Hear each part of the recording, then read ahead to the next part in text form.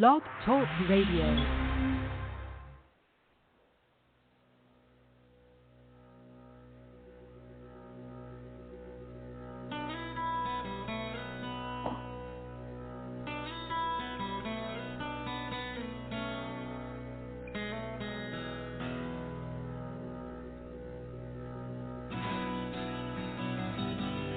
Welcome to Take Two Radio. We are pleased to bring you interviews with people in the entertainment and music industry, discussions and recaps of the 4 remaining daytime soaps. That's The Bold and the Beautiful, The Young and the Restless, General Hospital, and Days of Our Lives, as well as various other shows. For upcoming and previous shows, check take2radio.com. That's with the number 2. And you can find us on Blog Talk Radio, iHeartRadio, iTunes, and other streaming apps. Follow us on social media at Take2 Radio, and thanks for listening.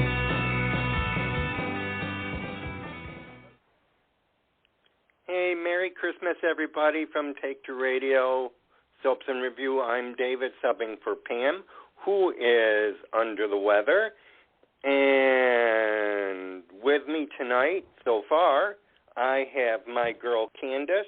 I wouldn't know what I would do without her. Hi, honey. Hey. Hey. And I got my new buddy Will, who's raring to go. How you doing, sir? I'm doing great. Thank you. And we want to wish a Merry Christmas to our Anthony, who is down in Honduras with his fiance's family and celebrating a holiday there. And our Carolyn is hopefully running behind, and she will join us soon. But what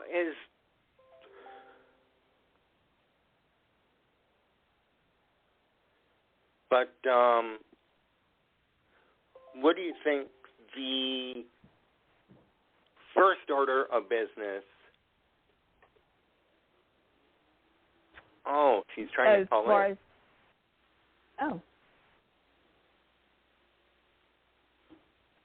She can't call in. Keep trying. I know. Okay. I was going to say, we also want to wish Susan Lucci a happy birthday. Today's her birthday, 75 years young.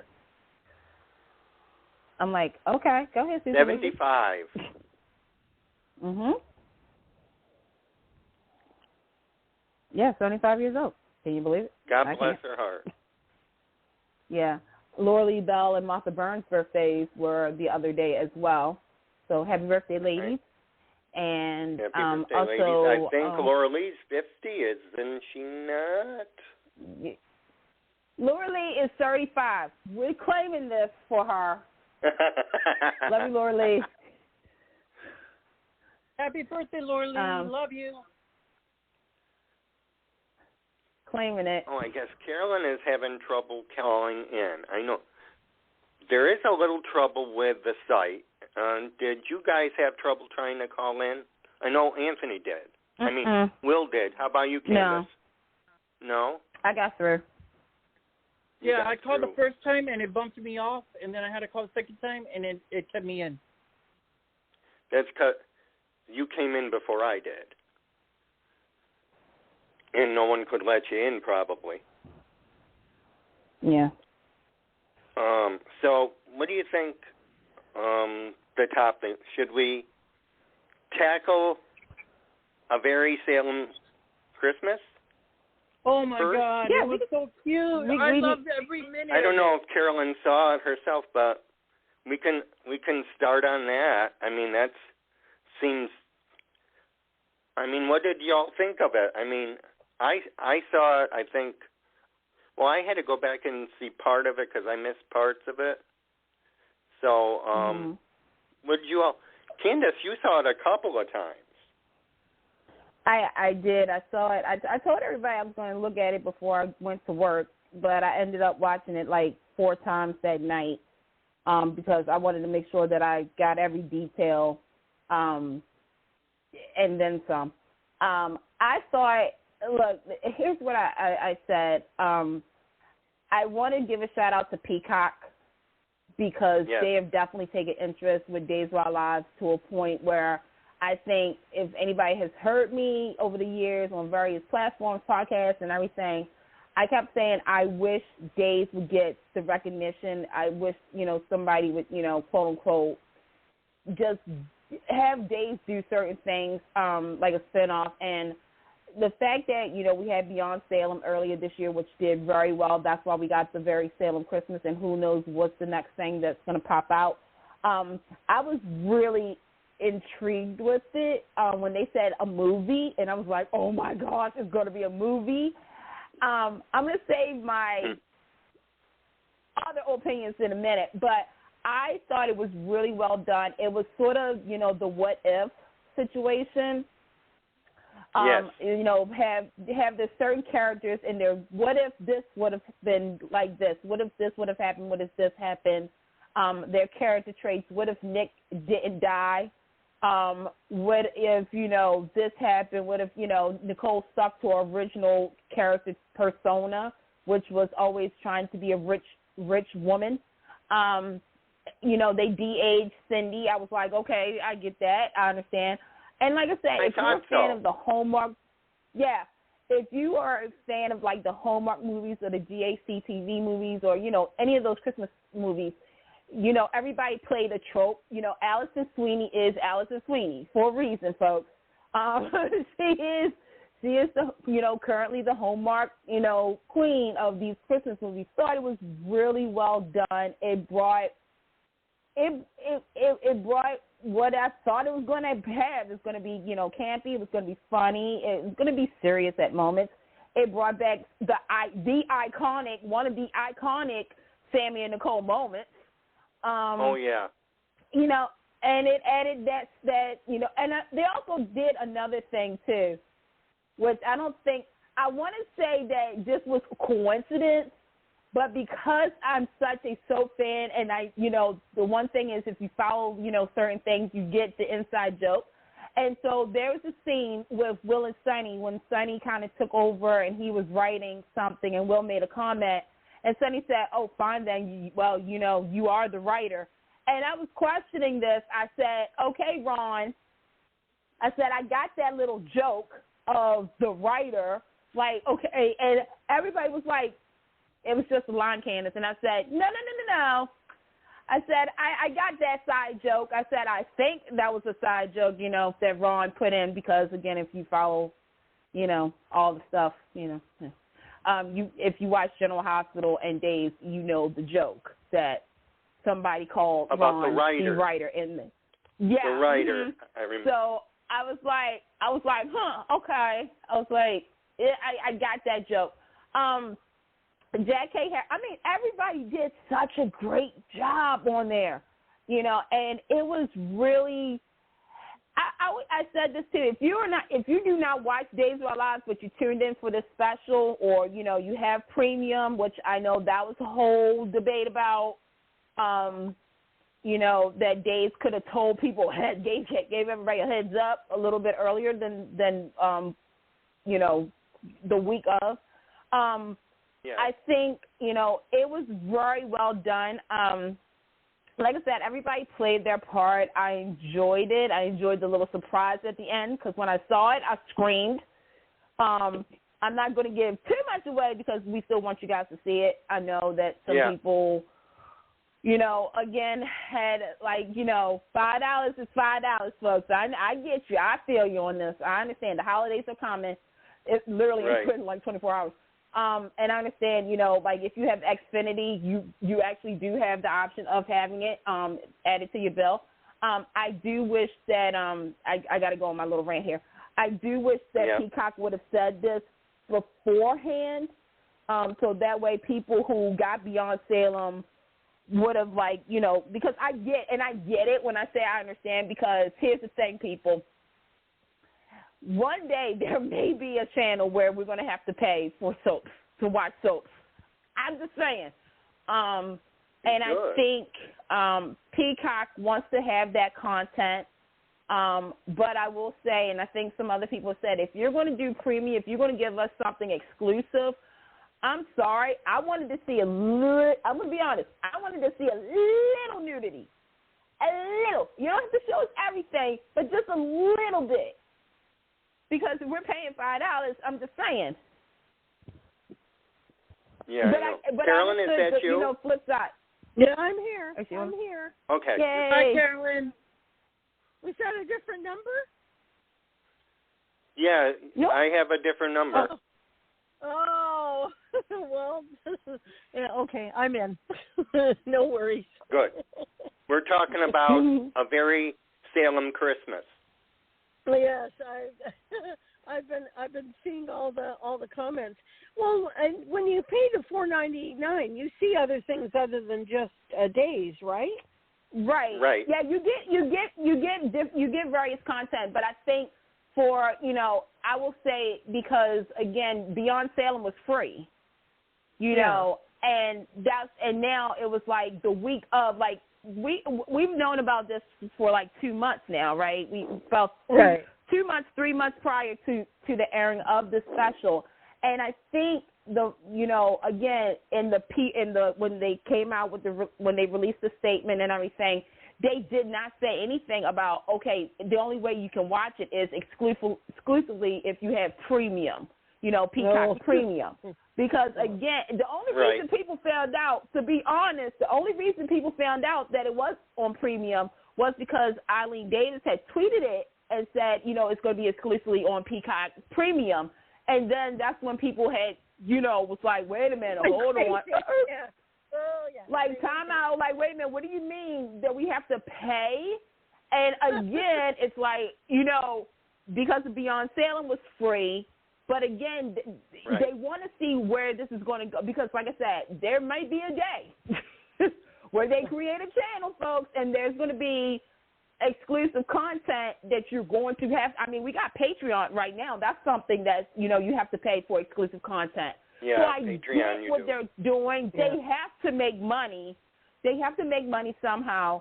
My other little thing was, again, this is me being me. I'm grateful. I am so happy Days is getting all the attention, all of the love and everything. But I do have to say this. When you say that it's a movie, I'm expecting 2 hours, an hour and 45 minutes. And some new and basically commercial free if I'm right. Yeah, it was ad free for certain parts because again people have to get paid. But when they said, because it literally was an hour and 18 minutes, so that classifies as an episode, like a special episode. And I will say this, I'm just going to get this off my chest. I do feel bad for those who did not see it. I do feel bad for those who are unable to get Peacock. I am, again, like I said, $5 is $5. Not everybody has $5, stuff like that. I do wish that they would have done an opposite of ABC and Hulu and Paramount Plus and CBS. I wish that tomorrow, for Days of Our Lives, to have aired that special for everybody so everybody could see it. And that would have been a Christmas, gift to the Days fans. Granted, they're one of the three. Well, there's only 3 shows that's going to be new tomorrow. That's going to be Bold, Young and Restless, and Days. General Hospital is going to show an encore presentation from February, but still you could have done something a little special, or you could have it on tomorrow night at 8:00, or But I mean, it could have been something. Like remember how they used to do it back in the day, like Friday night. It would be a Days of Our Lives movie or something. So I just wish they would have done that because who knows, that probably would have, I'm going to be honest, if it was during the daytime, that might have bumped up some ratings. Or it could have been free. It could have been free for at least 1 or 2 days so the fans can watch the movie that others didn't get to see. That would have been great. Well, that's why I said NBC, because it literally is an hour and 18 minutes. So if you think about it, it would actually have been on, and it could actually go on NBC, regular channel. They would just probably have to cut out the credits, the end credits, because that was the majority of it. Because literally, it could be sized down to an hour on network. So well, I just want to add that I totally enjoyed the Very Merry Salem Christmas. I enjoyed every single minute of it. Kudos to the cast. You all did great. Ron, good job on the writing as usual. But I definitely want to throw out some major stars to the actors of Greg Rickhart. He is so adorable as Leo. And then you've got Xander. Oh, my God. Those two, oh, my God, the powerhouses. Zach Tinker, you were doing an amazing job as Sonny Kyriakis. Nothing against the other actor that played Sonny, because you know I adore both. But he's doing his own. He's making Sonny his own character. So if we decide, if NBC and the writers decide to push forward with more projects like this, and if Zach Tinker is supposed to be our new Sonny Kyriakis, I'm on board. Sign me up. It's great. I enjoyed the references to the past, as you all call this. This is just a little teaser. If you recall Sammy's history with Nicole, then you need to check out Salem Christmas, because there's some interesting references to the past that will have you cheering like no tomorrow. It was great. That is just such rich writing. I got to tell you. Thank you again. When do all the Santa Clauses dance?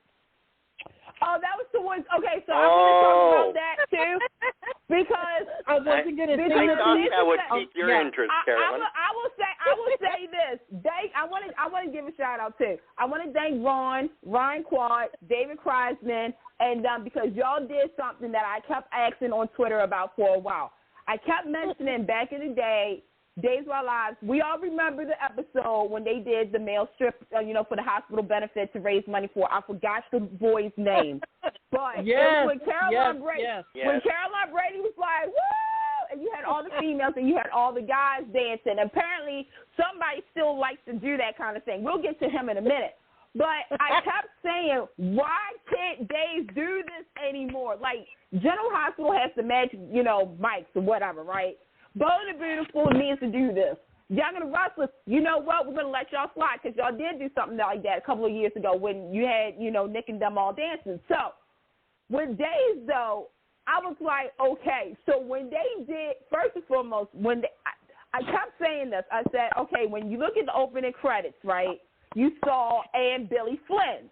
So I kept trying to figure out, when is Billy Flynn going to, like, was he, somebody that was working with, Paulina? Was he, somebody that was working, with Sammy? Was he the homeless guy on the chair? Okay, because we kept seeing a guy. No, he wasn't the homeless guy on the chair. Right. Well, we'll get to that in a minute. But we're not going to spoil everything here. But I will say this. If you watch Beyond Salem, you know where this was going, because when they said they had, as soon as I heard Sunny Delight, I was like, no, we're not. No, we're not. Please tell me we're not. I'm like, so Will and Sunny decided to pop in Salem for this one little moment? Okay, I'm with it. And then when you had Amanda Bottoms, which Ryan Quad, dude, I'll tweet you later. But, but then when you had Billy Flynn as my Belinda, and I was like, now, see, this is where we should have had Abby or somebody from the Demira thing, like, other than EJ, to see this. But I love that, because it was like Mean Girls. I wish they would have done more with that, because that's what it reminded me of. Mm-hmm. But then when they said, oh, no, wait, we have something else. And I was like, wait a minute. wait. And when I saw... But at the same time, I'm okay with Abby not being there. Nothing on Abby. It's just I feel that Chad is more fun without being so close to Abby. Because I agree. This is what I'm going to say about that. Well, here's the thing. If you watch Beyond Salem, right, again, the thing is that some of the fans wanted to see, the next time Sonny and Will are in town, will they bring up what they did at the drag show? Like, and how would Abby and them react to it? Like, the Demiras react to Chad being, like, the best drag queen out there, right? Mm-hmm. I mean, hair up, makeup on point, like, dancing in the street point. So it was kind of like, I was just like I said, to have EJ kind of see that, I wish there was a scene where EJ and Chad, like, in that moment be like, huh, like, just kind of like a, I don't have anything to say except you're gorgeous. I don't know, like some kind of, funny thing. But when I saw Johnny, when I saw Nick, Grip, and I was like, oh my God, Nick is Grip. Oh my God, that boy is hot. I would say, Blake, I miss you on days. I wish they could find a way to bring you as a twin back or something. I do, but not as Nick, because I was like, really, we're going to have Nick on there? Okay. But no, when I saw all that, but I'm going to be honest, the two that I was mainly checking out, I'll be completely honest. I have no shame on this because I think everybody knows that. I was looking at Dan, a.k.a. EJ, and yes, I was looking at Miss Eric Marsoff. And here's the thing about Xander too? Lord. Wait a minute. Oh, yeah. Xander too, yeah. Paul Tackler, let me say this about Paul, okay, because, met him in person. And I think we all can say this. He is one of the nice, all of them are really nice, but I think, he doesn't know how good looking he really is. And you get, and that's, I'm going to be honest. Yeah. Yeah. I met him. Yeah, we met him. Yeah, we met him, and of course Eric. That goofball. But no, it's like he's very. Candice, can you tell us a little bit of something on that without teasing too much? Now that we threw it out a little bit about the drag queens, because the fans have been asking this. Exactly, who were our drag queens from Salem? Can you give out any names? Can you? That was Will, Sunny, and Ted. Yeah. Okay, because I was drooling, and I'm like, okay, I know I saw Chad's face, and I thought I saw Sunny, and I'm like, is that Will? Again, Will when is I Wilhelmina went Shakespeare. on Beyond Salem, no. Because I thought that's Amanda Bottoms. I thought I saw Sardi there. Wait a minute, here's the thing. With Sunny, it's Sunny Delight. Okay? Sunny with Sunny Delight. With Chad, it's Belinda. Get this right. It's Belinda for Chad. For Will, who wanted to be so polite and everything, Wilhelmina Shakespeare. No, honey. No. It's Amanda Bottoms. Let it be known that it is Amanda Bottoms. Well, where did Wilhelmina Shakespeare come in? That's what Will originally wanted to call himself because he's a writer. Wilhelmina, like instead of William Shakespeare, it's Wilhelmina Shakespeare. But they was like, no, that's not a good drag queen name. It's all explained on Beyond Salem. Shout out to Dan. He's doing a great job as DJ. Well, yes, he is. Hi, Dan. And I have to say, Carolyn, if you're listening carefully, that was the best chemistry between Dan and Allison I have seen since he came on the show. Yeah, right. I totally felt that level. Like, oh my God, they don't so much to say about that. It off and Salem like that in days. Right away, thought so anyway, Candice. Because of the story. That was awesome. I have so much to say about that. I will say this. She even said in the beginning that it was strange. It was uncomfortable, but they seem a little better now. It's always going to be uncomfortable, especially when you work with somebody for so long as, James and Allie, worked together for such a long time. They went through a lot of story arcs together, some good, some bad. So, it's always, and this is the thing, I'm going to say this about Dan, is he gelled really quickly in the cast. Like, you could tell he was getting that chem testing thing out the way, like with Ari. Like, I kept saying Brian Datillo and Ari, and not Ari, but Allie and him, they had good natural chemistry. Yeah. Him and Ari has good chemistry. Him and Marcy Miller, considering that they're both recasts of two characters who previously hooked up, they had some amazing chemistry. So I really am enjoying his take on EJ. And when we get to the rest of the story on Dates a Lot, I got a bone to pick with somebody named Lucas. Well, I'm glad it made Dan's hair a little bit more natural and all curly. Oh yeah, that's him all the time. If you look at him on Instagram, I'm just gonna say this. how am I going to say this? I occasionally look at his pictures when it pops up in my stories. Thank you. There you go. That's a good one. But no, his hair is like that, and he's such. I can tell, like his aura is very. I'm like talking like I really know him, but he's a really like cool Pete. But yeah, upbeat and everything. But again, back to very Salem. Besides Eric Montoff, I want to give a shout out to Drake Hogerson because Drake.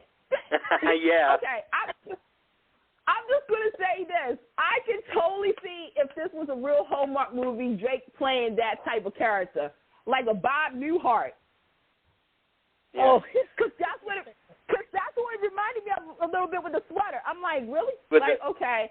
Yeah. Again, the what if situation. Oh, good analogy, Candice.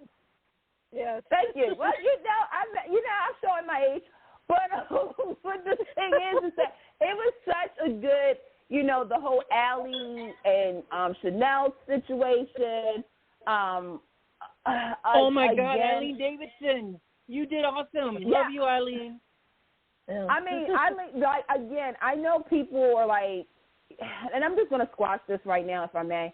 The whole Stacey Eileen thing. Here's the deal. I get it on both sides. But I have to think of it like this. In order for more viewers to watch these shows on Peacock, you're going to have to do something that I actually kept saying for the longest time. Days needs to team up with the Real Housewives because you had two of your former actresses from Days on this franchise, and that will pull in some eyes. So for them to do it again with Eileen Davidson, I ain't mad at y'all because, in all honesty, by history, because of what we're currently seeing now on Real Days, it would make sense for Eileen's version to be the one that's married to John. But they did, if you watch, they did make a little jokey joke that Kristen is really Stacey.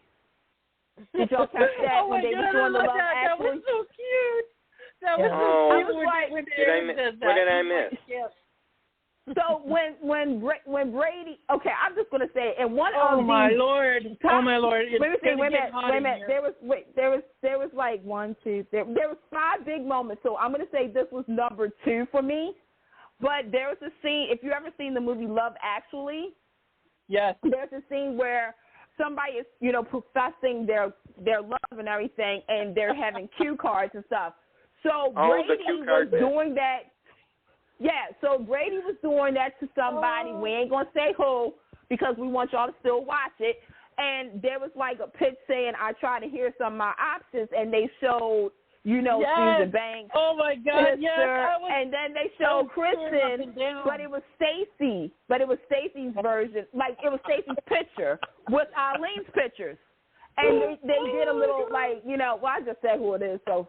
But, no, but I thought that was really ingenious, and that's why I said, I get it, I understand. And I don't think they're doing this to, say, okay, Stacey ain't, because Stacey's still on the show, so. I think there's nothing but calculated. It's honestly, I think it's really cute. Yes. Yeah, I think it was clever. The whole, you see, what else happened?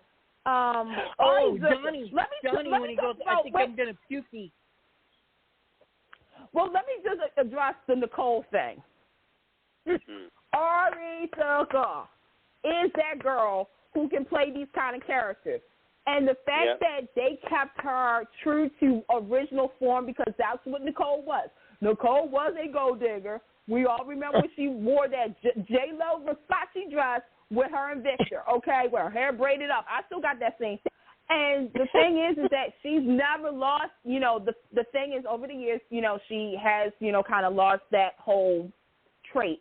But Ari can play those kind of roles. And, again, I got to give a shout-out to another friend to the show, Michael Caruso and Kyle Louder, because A Mermaid for Christmas is still on Amazon where you can see Ari play that type of character. So I was, enjoying it. I was like, yes, give it to me. Yes.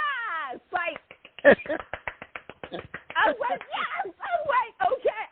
I kind of actually, again, if you did not watch Days, because I had a friend who doesn't watch Days, but was watching it, and she was like, oh, they followed all the tropes. of a Hallmark movie. Yeah, and I was like, yes. I said, Deidre Hall. Deidre Hall. Let me tell y'all something right now. Deidre Hall is the moment. She is the life. And yes, folks, she is the heart and soul of Days of Our Lives. Okay, so again, that whole Hallmark, like, okay, you got two people, one who they had a past and her husband died.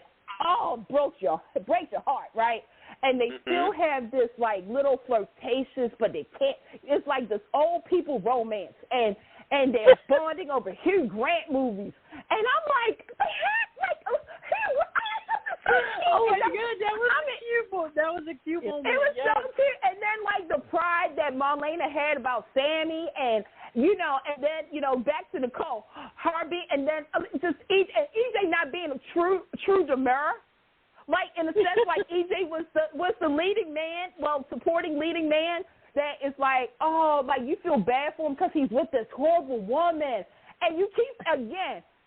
It's a what if situation. It's like, what if EJ wasn't so, like, and I was like, oh my gosh, like comedy. And a shout out to the little actress that played Sydney. Oh my Lord. Okay, no yeah, offense. She's a doll. I love her, but I'm gonna be honest. She reminded me of three actresses. One. Let me see. Olivia Allen Lynn. Okay, that's one. Yes. I could have sworn that was her sister. I was like, that's like her. But then when I looked at her, I was like, she reminds me of her, of Scarlett, who used to play Shaw on General Hospital. Oh, my God. Yes. And you know who else she reminded me of? Carly Schroeder, Serena Baldwin, when she was younger. Yep, Serena. I was like, yes. Is that Carly Schroeder? I was like, wait, did we stop her? But she did an excellent job. Sometimes, Sammy, I wish you were my mommy. Cue the music. I'm like, all the tears. I'm like, okay, the kid's going to get the wish. It's just a beautiful moment. Like I said, this was such a cheesy episode, but it worked. It worked. And then Jackie Harry. Oh, my God. I was crying. Happy tears, but so feeling the moment. And this is not a spoiler because you guys can see it on the promo. But when Marlena is out there in the snow and she says, we could really use a miracle down here, I swear I was crying tears.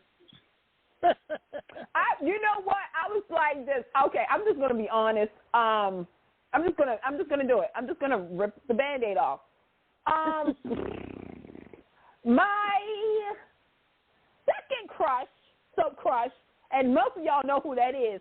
When I saw that person, like when I saw that face, I screamed because they did not say that this person was going to be in the movie, and we're not going to say who it is. No, they didn't.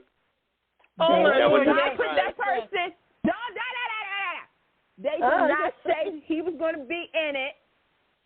And so to me, that's a welcoming surprise. And I'm gonna be honest, like, because we know so much about what's happening on the show, for them to kind of not have that leaked out or anything, I give them kudos to that. I give kudos to the set designer because I felt like I was in a town. I felt like it's crazy because if you watch Days, like if you watch it Monday through Friday on NBC and on Peacock TV same day, and then you watch like Beyond Salem and A Very Salem Christmas, you can tell a big difference. Even when they was doing Chappie in Paris. and last, like, it's just, I don't know, like, Peacock, thank you. It's a different feel. And thank you for giving, and thank you for, getting the money and putting it over there. Like, thank you. What's next? What's the next episode? I need a Valentine's Day one. Yes, Carolyn, we're not telling you who it is because you got to watch it. No, I love Gabby and Nick's scenes too, or the actor that plays Nick. Oh my God, Gabby and Nick! How did I forget about them? They're amazing. That is the fire right there. Oh my Lord! Wait a minute, no. Let me tell you something. When they said to Nick, when Nick was brought up, they was like, Nick. And to Will's credit, what he said was, he's not remembering. He's not going to have, when he first met Nick was very wholesome before he became cool. Yeah. Right? So for him to be, and for Gabby, the way she was, that was OG Gabby. I'm sorry, that was OG Gabby. And I was like, this is such a Lifetime movie right now. Like, this is the Lifetime part. I was like, I dissected it. I was like, okay, Allie is the hallmark. Like, her story arc, that whole thing is the hallmark. I said the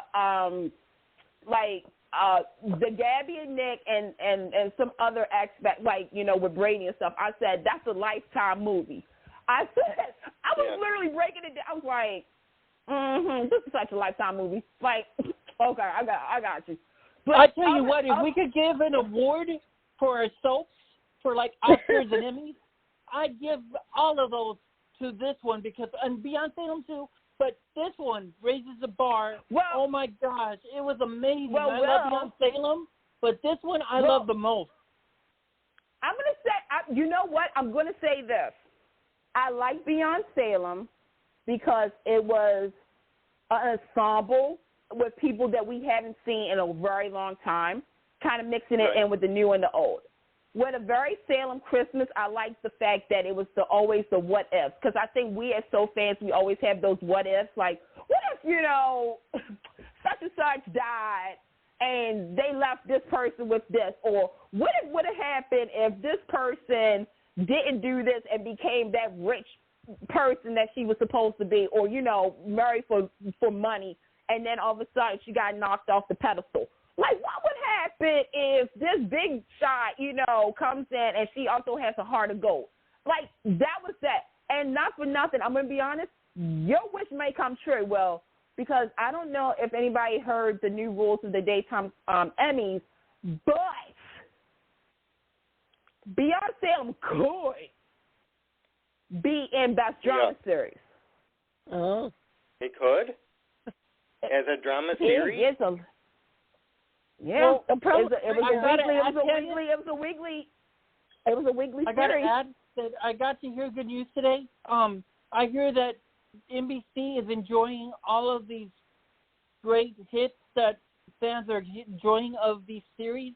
That I was told today that they're expecting to do 2 more for 2022, at least 2 more projects of these similar kinds for 2022. So congratulations, NBC and Days of Our Lives. You're trending like crazy on the internet and beyond. Well, I'm going to say this. No, I'm going to say, you know what? I got to give a shout out to like I said, to Peacock, because Peacock really took a chance.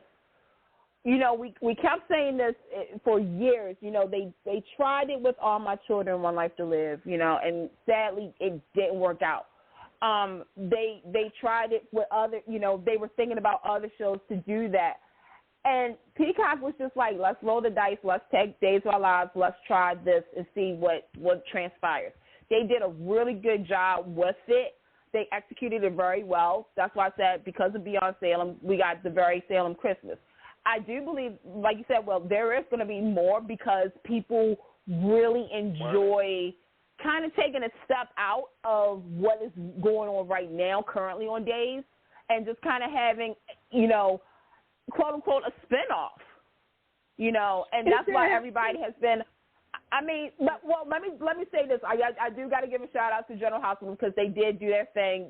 Port Charles, which whatever way you want to say it, and then you had Night Shift, and Night Shift did really good on SoapNet. And then you have Days, and then you have people are pushing for like Bold and Beautiful. And I'm just going to say this now. I've been saying it. Forza International, either on the YouTube page, on Paramount, or, that's pretty much it. And Young and Restless, I mean, there's so many ways you can go with that, too.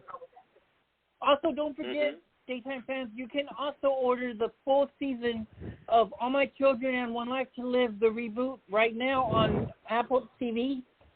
You can get the seasons or you can get the episodes separately for like less than $1. Well, you have to pay. And if you are you paying Apple or you can pay, is it Apple Plus? Separate. Is it Apple Plus? No, it's Apple TV. For me, it's Apple TV. I've got an iPhone, so I've got the Apple TV automatically on my phone. But I wanted the fans to know that those of you that have been missing All My Children and your One Life to Live, I caught the notification. It shows that you can order the full season, which is like $36, or you can do personal episodes of each episode, and they're less than $1. I should know because I ordered the first 2 pilots of All My Children and One Life to Live, and I love it. I love it. Yeah. So now, can someone explain to me, is Peacock under the umbrella of NBC? Yes. yes. Yes, it's Oh, an extension. okay. It's an extension. Okay. Mm-hmm. Because I was wondering why the other soap operas, no one has picked up kind of the same idea. Does anyone know why? I think it's because, like I mentioned, is that, you know, and this goes back. I'll even go further back here. Is the idea of the transition from television to online is a very scary situation because when they first tried it, it was with All My Children and One Life to Live. When they left ABC after, you know, almost collectively over 50 years, and you know, you had people who were struggling. Yeah, I mean, it was like about 10. I mean, it's about 10 years ago. So you got to realize that. Yeah, it's all changed now. It was a transition for.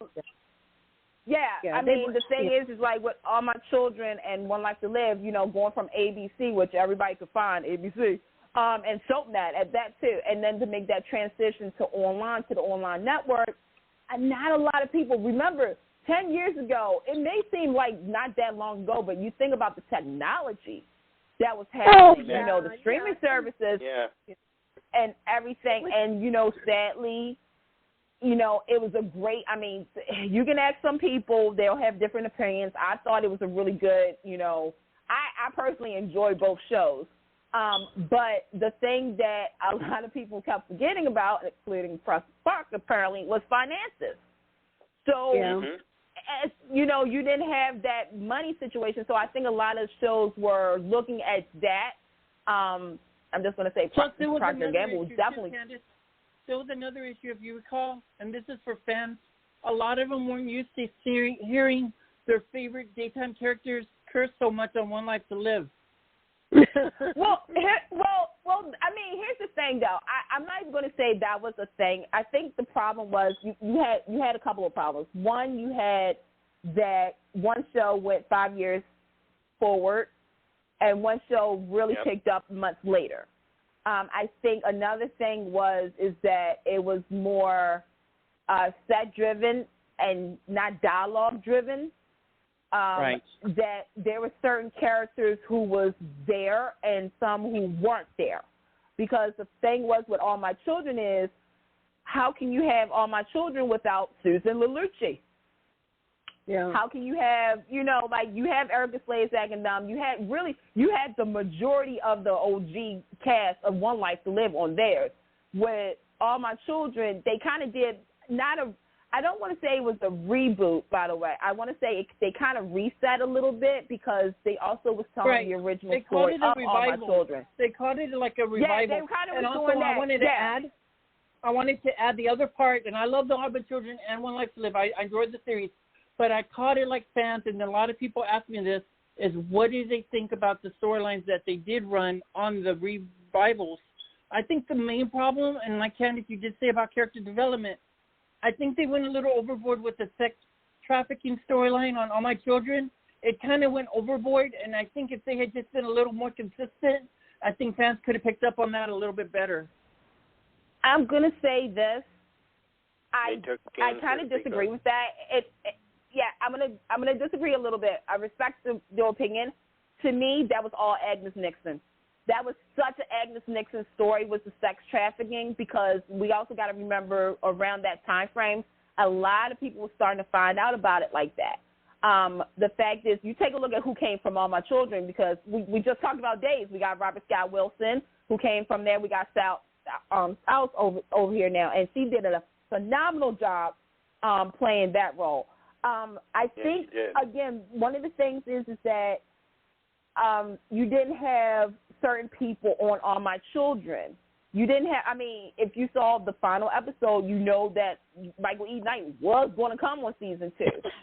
The fact that they broke up Zach and Kendall, you know, that Bianca was now. I mean, I love Eden Regal, but now that you had kind of Bianca, kind of is the Erica Kane of the relationship between her and her daughter. The fact that you know, because Miranda was a little troublemaker. Right, you had David Canary, and you know, sadly, we all knew what was kind of happening with him at that time. And you AJ, know, you didn't have AJ was the new what's Chandler? What's his name? JR. Who's JR? They had a different JR, yeah. They had a different yeah, but JR. that's something he was starting to show his JR attitude, like the next generation, which that's what I appreciate of all my children. I like that the storylines were getting a little more centered, and that was really great. That's why I'm so excited for Pine Valley, because I hope that they focus a lot on characters and great character development. I want to see more of that, especially for us daytime fans. We don't want to be disappointed. I will say this, with Pine Valley, I do hope that we hear more news about it next year. I'm going to be real about it, is that they're going to have a big, huge task. Because if it's going to be a weekly primetime series, you're going to have to incorporate not only the fans that has followed All My Children, but also try to entice new viewers to start watching the show. They're going to have to make it. They're going to have to make it interesting. I mean, this right. It's going to be on both fronts. Yeah, it's very campy. It's not like they're taking themselves seriously. So they have to go in a different direction. They can't kind of just... Well, they have to go... I would say... Well, remember, it's going to be darker. It's going to be a darker, edgier... Well, it's going to be like a Twin episode of it's going to be Children, but with a twist. Yeah. Right. It's going to be like a Twin Peaks type of, from what I'm gathering.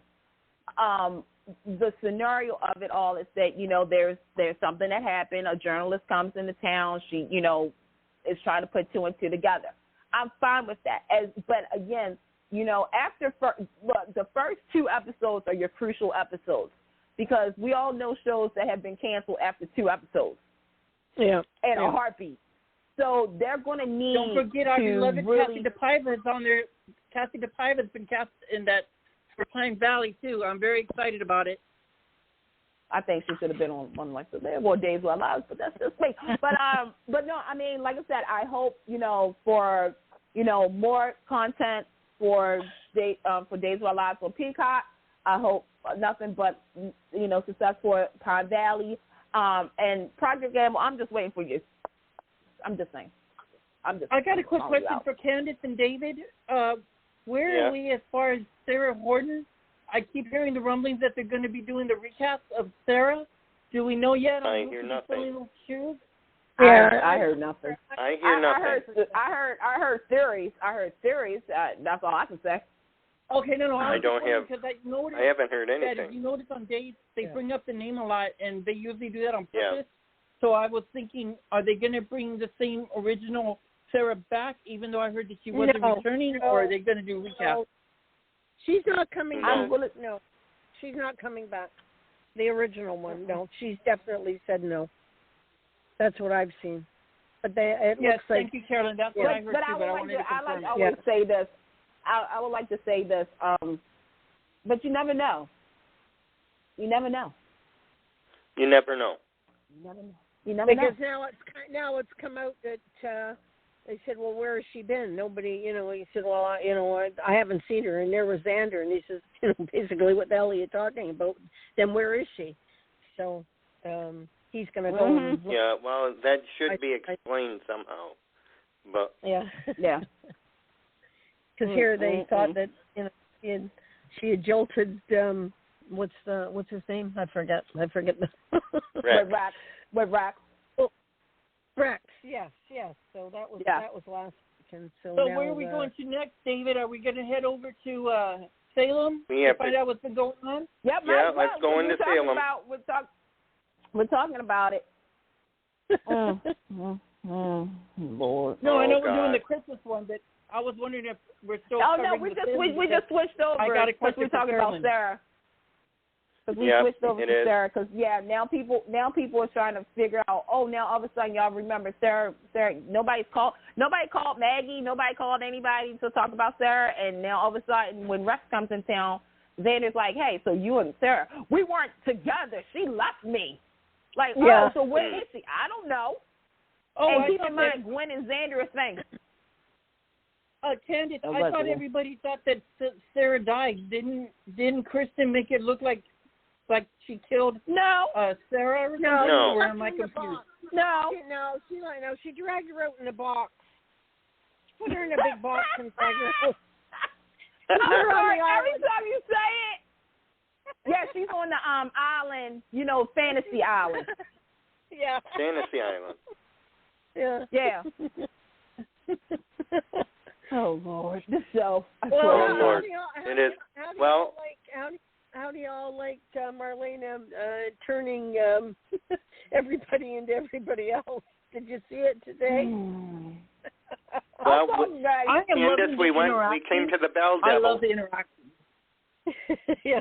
No, okay. So I looked at the promo when the promo came out. Remember the winter promo, okay? Right. Yeah. And I saw the scene with Sean and Belle.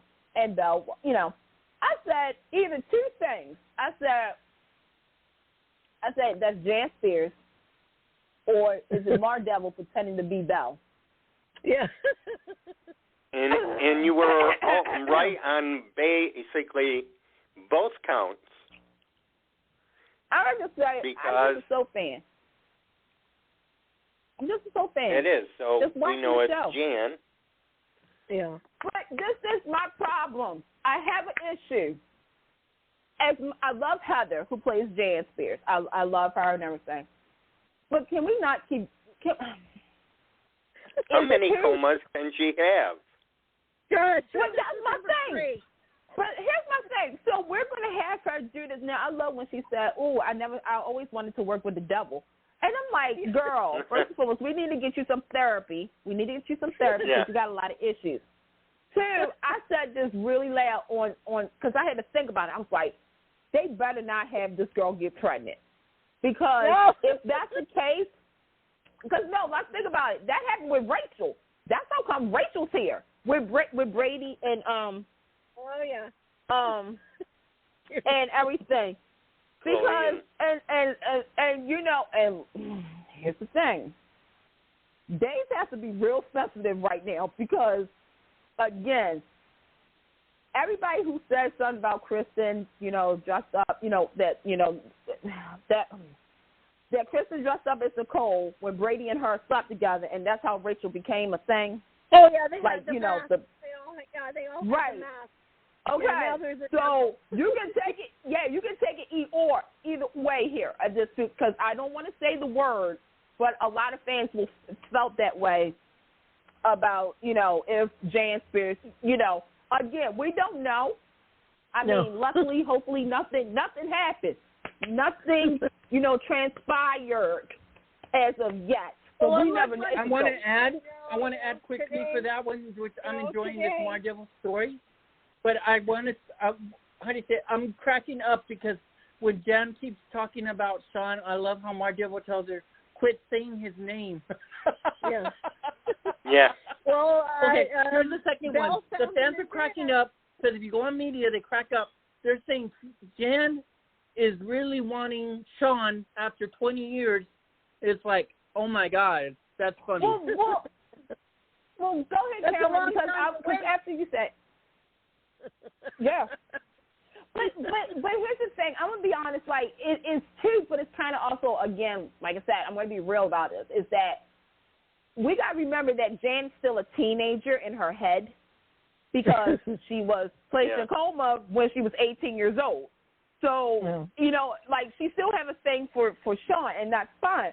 But I'm like, okay, Mar Devil. All right.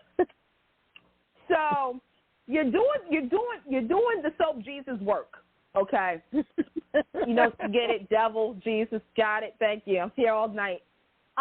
You kind of came in the middle of Ben and Sierra. I want to talk about that in a minute. But you also like John and Marlena. and then you have, Belle and Sean and stuff like that. And I get it. I get the family union. But, and Doug and Julie. How did I forget that? But I'm just like, Mar Devil, what are you going to do next? Because I could have sworn you was responsible. Yeah, she's got Trip in a coma with the bracelet. And morphed him into Jam. That was cute when Marlena hit Trip with the tray. Yeah. Wait, I'm going to be honest. Okay. Marlena said, this tray comes in handy. I'm telling you, like I said, Deidre Hall is the moment. She is the thing. Oh, I'm sorry. See, I'm enjoying it. But what I'm enjoying is that, okay, and I know this has been a debate on Twitter, on social media and everything about, like, okay, people who didn't see Mar Devil the first time around, which I did. I saw it. This actually made me really like Days of Our Lives. I was like, because they're doing stuff like this. And, we acknowledged the second time because that's when the bees happened at Austin and Carrie's wedding. I laughed at that. But now with this version, it's more campy because everybody is kind of like knowing about it. And so, and I'm like, it's comedy, but I understand, like, to the point, it's like, okay, they're kind of like taking it too far. But to me, because I was like, okay, so did we forget Johnny's movie? Like, is that still going to be a thing or no? I'm like, okay, we got that. Because Johnny, so for those who are at home, let me just tell you about Johnny. Yeah. Let me tell you about that Demira boy. I was laughing so hard the other day when the devil turned into Patch. And, oh my God! Wait! Can we call that a moment? Can we call that? That was probably like one of my scenes of the year. It's like, okay, first and foremost, I never saw it. I never saw it in a million billion years that Taylor and Marlena, technically speaking, they kissed. Television right there, folks. And now I know why they call you Sweetness. I was like, I'm done. Yes. I was like, are we allowed to say this on television? I'm like, this is network. This isn't Peacock. You know what? I'm trying to say this. This is just me, but I want to thank Ron because this Mar Devil storyline, when they first came out with it, they were really nervous because fans, they were, even the actress Deidre Hall was nervous because she was concerned that fans may love or hate this storyline. Well, love or hate the storyline, you're getting invested, you're getting pulled in, which is so great. This is what rewriters would call an umbrella storyline. As we all know, it wraps up in February, sweeps of 2022. But I want to give him a shout out because he's breaking all kinds of barriers. He's giving us references to the past. He's also adding, if you really look closely, he's showing some signs of our favorite other show we used to watch, which was called Passions. We're getting a mixture of all of that in one soap opera, like we're at a buffet, and we're getting all this on our plate. Thank you, Ron. Yeah. You've done great. You've earned your spot as number one on Daytime in my book. Well, I think so. It's drawn a lot of people in. My family is visiting, and my sister has not watched Days. I bet 15 years. And she said, "What's going on?" I said, "You're going to find out." So I had it all taped. They were laughing so hard today. Anyway, she was enjoying it. Yeah. So she said, when I go back home, I might start watching it again. It's this time around. It is the whole, how strong is somebody's love for somebody. But right. Let me tell you about Johnny. Let me tell you about Johnny, y'all. Homeboy got married. Hey, I said it. He got married. Yep. Chanel is now a Demira. Homegirl had Xander and Johnny. Yeah. She's been married to both of them. And she's sister-in-law with Allie, the girl that she's been lusting after. Welcome to Soap Opera, folks. Yeah. And you know what I love the most in that story is I like that with Johnny. Do you remember why he got so excited, like just so full of his energy and hormones? He throws it out in front of everybody. He goes, "We got married." You guys oh my God. He is a mimic, even essence of Sammy all over again. Yeah, I knew it was coming. He is Sammy Jr. through and through, because that is something Sammy actually would do. But the best look on, like, when I saw their reaction, I'm like, EJ, I said, aren't you proud of your boy? And then Sammy's like, surprise. And then when Jack K, look, first of all, thank you, Dave, NBC, for keeping Jack K on as long as you have. Jack K, thank you for staying on the show as long as you have, because you are giving me life. I just love when she was like, you better think. Like, she gave the mother, like, she gave that face that a lot of black moms, and I'm just going to say it, I mean, you know, I'm going to just say, speaking on, will give, like, you don't mess with, I don't care, if you have money, you better not mess with my daughter look. She gave that look. The fact that Jack K, do y'all know what this means, that Johnny and Chanel are married? That means we got Allison Sweeney and Jack K. Harris. Yeah. And that is priceless gold. That is priceless gold right there. That's Emmy Street right there. Yeah. That is like the best. So then you have, let's go to Ben and Sierra for a second. Okay, so Sierra, we all know is pregnant. Yeah, girl. And, you know, Marlena's been kind of messing with you know, kind of said that John was abusive to her, morphed into John, had a raging moment. Ben believes that Marlena has no reason to lie.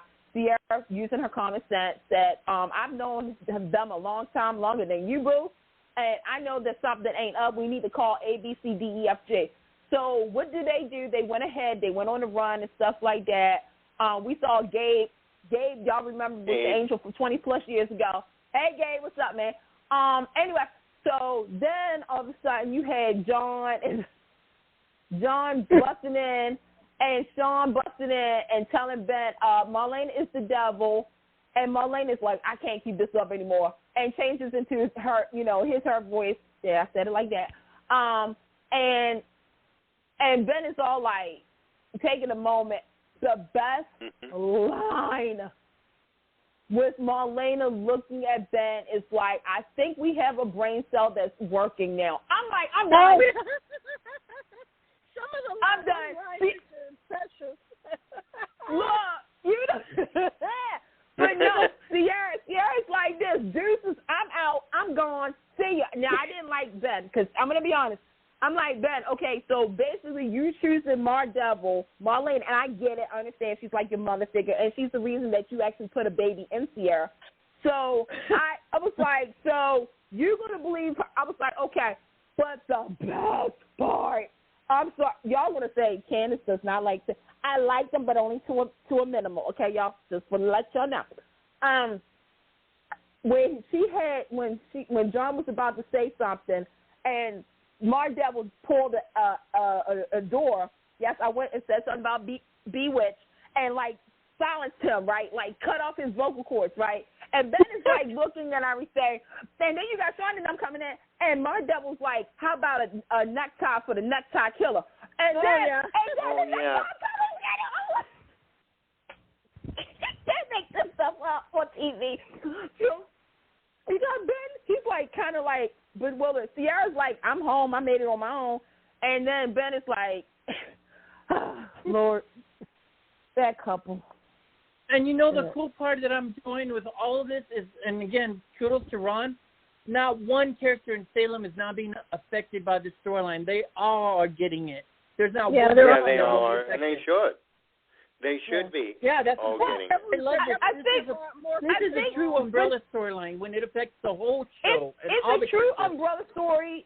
It is, but you know what? I'm going to say there does, to one of my friends, Daphne, she always says this, there's going to have to be some consequences. After all of this is said and done, there needs to be a consequence. Because if everybody comes together saying, oh, it was a really difficult time, but we all forgive you, I'm going to be like this. Not me. Not me over here in the corner. Like, Candice, I'll be like, there's a lot of consequences. That's good you bring that up. All this is going to lead up to February sweeps. Is going to lead up to major surprises and a lot of returns. So get ready for February sweeps. Yeah. Well, here's the thing. It doesn't even have to take a rocket scientist to figure that out. Because, again, my thing is that, let's take a look at the situation first. You have the whole how Daredevil kind of put a wedge into John and Marlena's marriage by using the likeness of old school Kristen, right? Okay. You have the fact of Ben and Sierra's baby. Let me just say this. Daredevil was the one who kind of smoothed Ben's his opinion about being a father. And remember what Daredevil said about that baby. That baby is the devil's vehicle.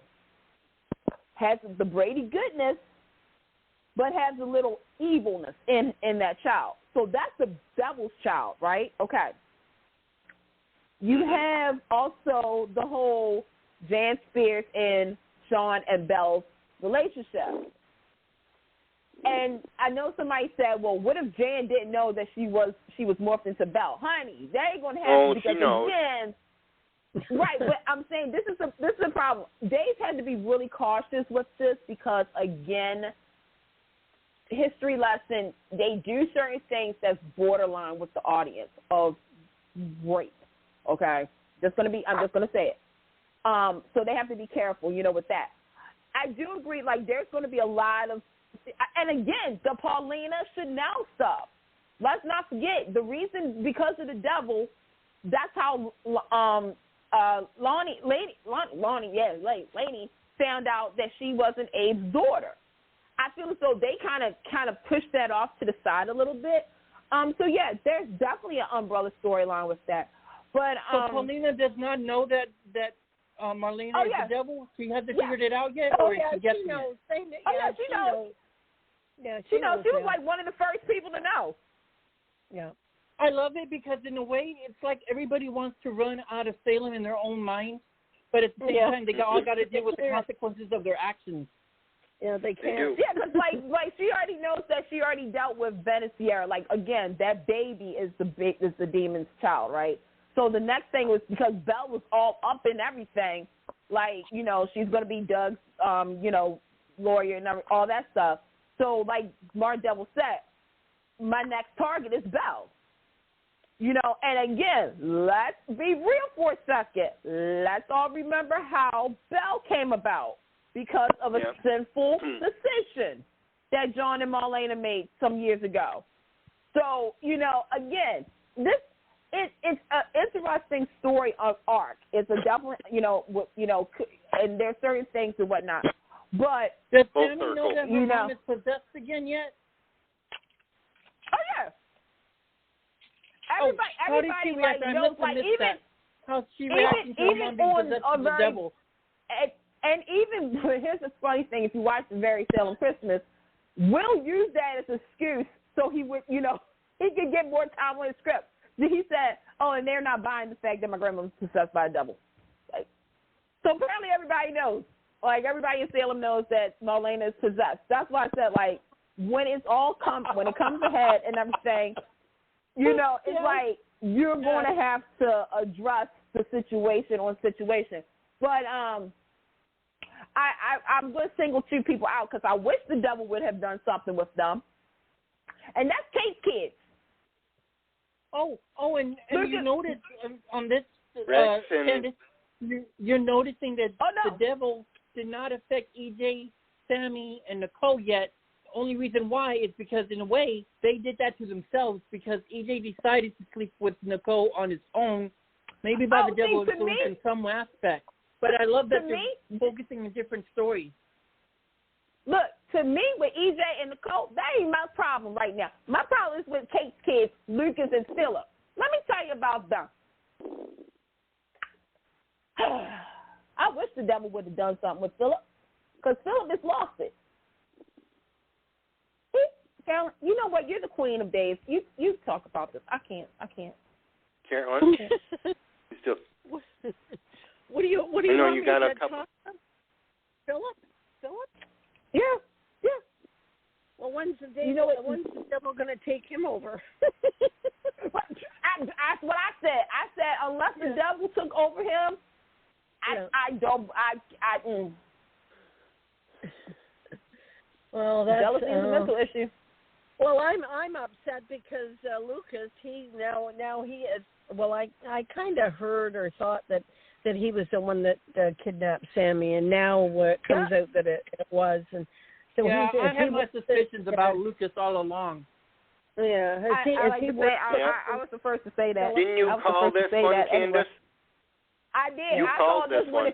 when all this came out. I was like, watch it be, because to me, everybody kept saying EJ, and I'm like, EJ would do it, but I don't think he would actually do it. You know, like, what would be his point? What would be his reason? When I kept saying Lucas, at first I was joking. Yeah. But then I started really sick. But you know Lucas how sometimes you way too casual. He was acting way too casual for some woman that's supposed to be his mother of a child gone missing. But it was, I want to tell you what scene really locked it in. When he saw EJ come back, like, it was the first week EJ returned. And I'm like, okay, the reason I said something wasn't right is because, again, Lucas was having his moment with Sammy. Like, they're kissing, they're acting like teenagers, they're holding hands, they're calling each other Bookie and all that stuff. So the fact that EJ came back, it derailed Lucas's, plans to be with Sammy. So it's sort of like what we say is that, like on another show, like Bold and Beautiful, it's like you have to take somebody out for them to appreciate you after, something like you, quote unquote, jump in to be the hero. When Sammy calls him and says, I've been kidnapped, and Lucas is like, I got you tracked down on my GPS. First of all, what service are you using? There you go. She's known where she's been all this time. Right, because I'm like, how are you going to, like, just jump into action like that? Like, shouldn't you call the police? Like, shouldn't you call the guards and everything? And those guards were people that he knew in the jail. So I was like, you know what? I'm done. And then because, again, he kept saying, like, EJ is this and EJ is this and EJ is that. And I'm like, Lucas wants to be the hero. I said, just kidnap Sammy. I said, you know what? I'm done. I said, desperation. I'm done. I'm a Lumi fan, but this really hurt. This one hurt. Oh, my God. And I have a question. And, okay, this is the question that I want to know. And if you follow us on social media, please respond to this question. My question is, Carolyn? how does Lucas and Sammy fans feel about this situation? Do they feel as though Lucas can be, quote unquote, redeemed? I don't think so. I don't think so, but I think that this is good in a way. I don't like that it happened, but in a way, this is good for Lucas. Let him go down the journey that he's judged others. It's time for him to go down that path and see how it feels. He's got to build up again.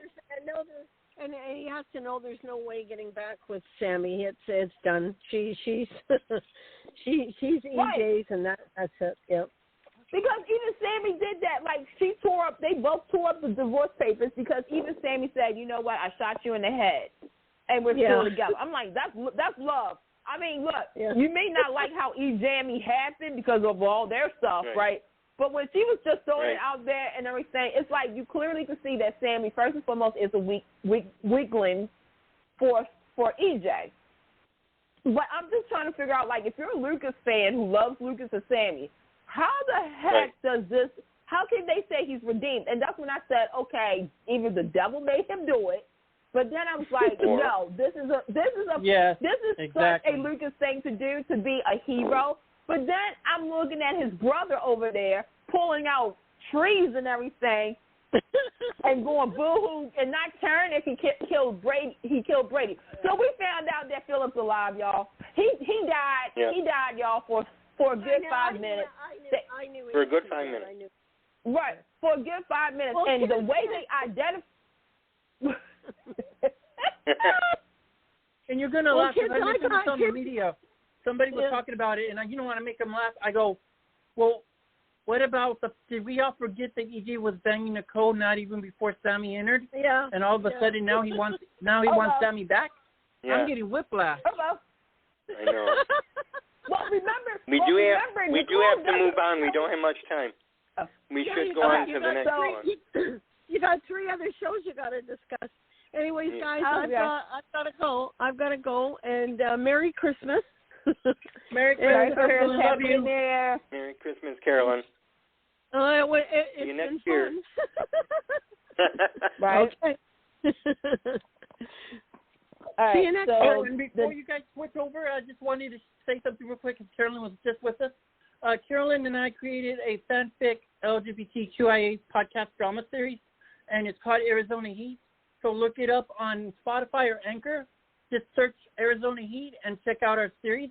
It also stars Carolyn on there as our narrator, and our wonderful Anthony is also in there, and wait to see who he plays. Thanks. Cool. Let's see. So I guess the next show, let's just get this over with, is Young and the Restless. Yes. And our next show is Bold and Beautiful. I'm sure. Okay, so Which one? So Young and the Restless. I just want to get this on. So we got Billy and Lily teaming up to make it look like to not only Adam but to other people that because of him not being a part of ChanceCom anymore, that, you know, pretty much he's down and out on his luck. He's basically using what everybody already thinks of him as a part of his plan to kind of get back at Adam and all of them. So he's pretending to drink alcohol. It's really apple juice.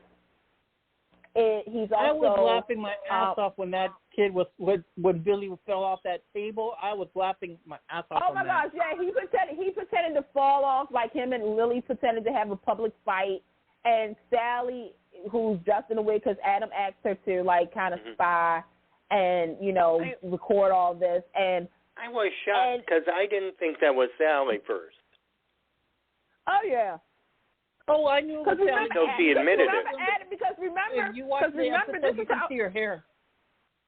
Well, here's the thing. Let's go back a couple of weeks ago when Adam and Sally was talking, and they were talking about Billy, and Sally was trying to figure out, like, what's the beef between him and Billy, and he said, I feel bad for him because he's lost everything, and he's going to go back to being such a loser again. And he was like, and I need somebody to, like, kind of document that and, kind of spy. And Sally at first was talking to, and that's when Lily found out about the plan, like that Adam wanted, was saying that Billy was going to fail and everything. And that's when her and Billy kind of like, decided to go ahead and plot to, fool everybody.